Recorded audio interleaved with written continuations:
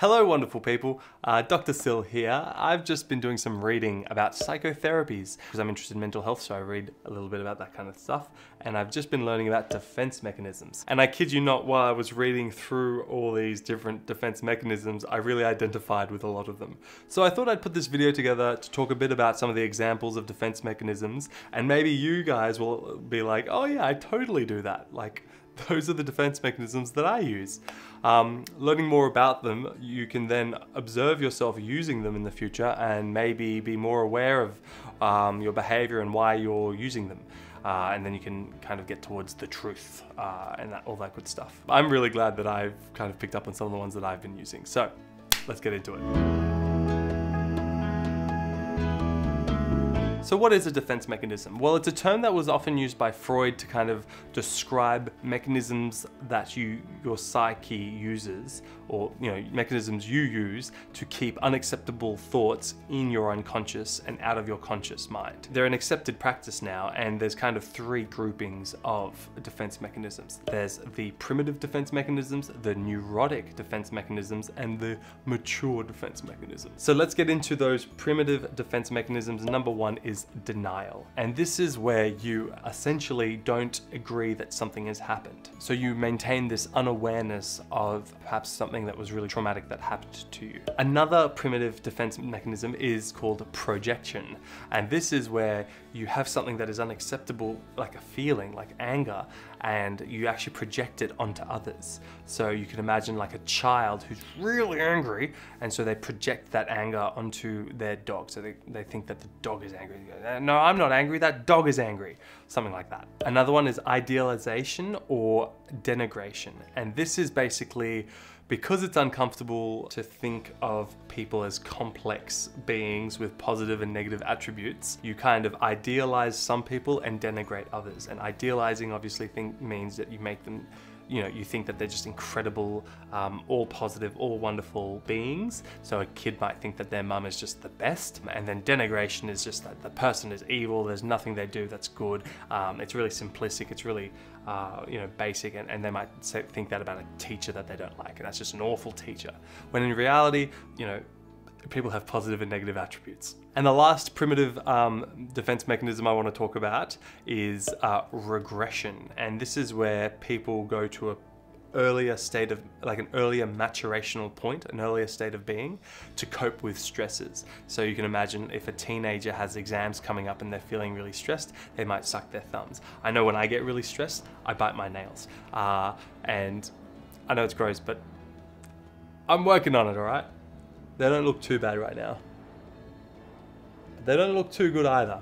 Anyway, that's enough about my nails. Also, team, I'm not going to go through every defense mechanism ever. I'm just doing some of the ones that I think are interesting and that you might have heard about in the media.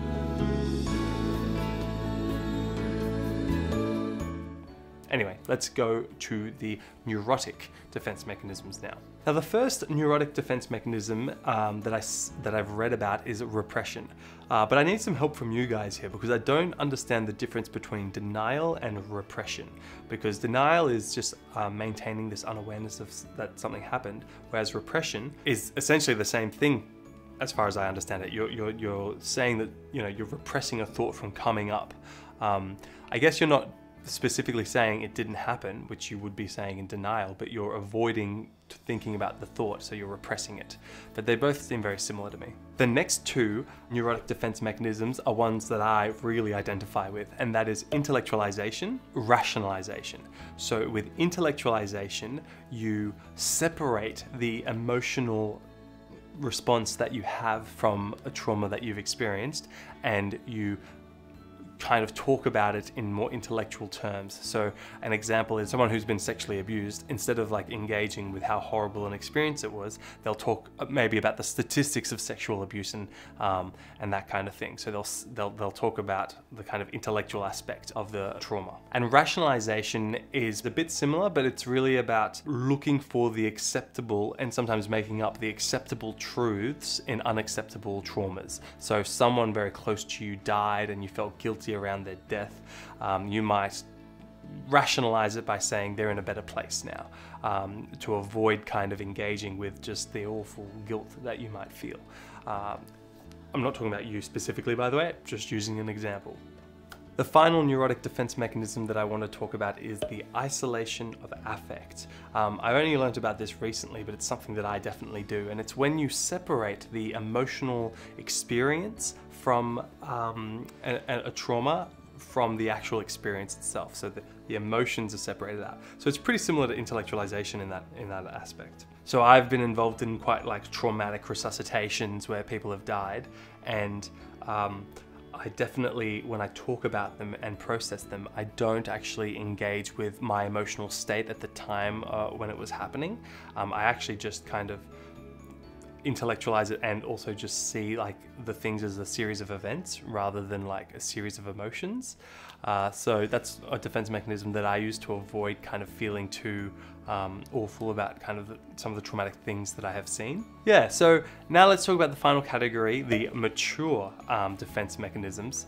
And these include things that I see very often in healthcare, and that is humor. So using humor as a defense mechanism is really common in people who are overworked, apathetic, and burnt out, and they're just trying to see the light, like the light side. You know, dark humor, right? When people joke about death and existentialism and all that kind of thing.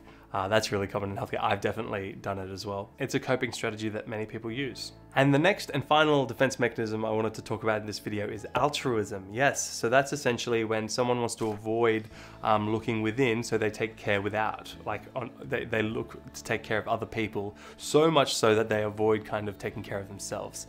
And that can be a pretty unhealthy thing. Okay, so those are the defense mechanisms I thought were worth talking about. I don't know, everything there is to know about defense mechanisms, but I would just say that I don't think they're always pathological or they're always unhelpful.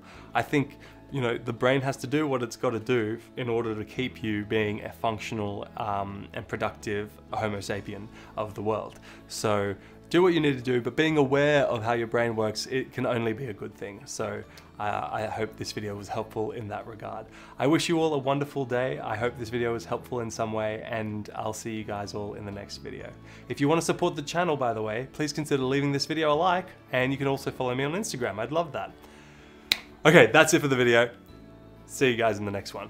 Bye for now.